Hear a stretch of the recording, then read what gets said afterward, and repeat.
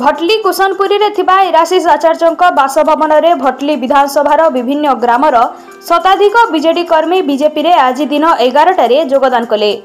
आज अपराह्न 4 बरगड़ जिला भटली विधानसभा विभिन्न ग्रामर शताधिक बीजेडी कर्मी प्रधानमंत्री नरेंद्र मोदी आदर्श रे अनुप्राणित होई भटली कुसनपुरी रे थिबा इराशिष आचार्यଙ୍କ बासभवन ठारे बीजेपी रे जोग देथिले।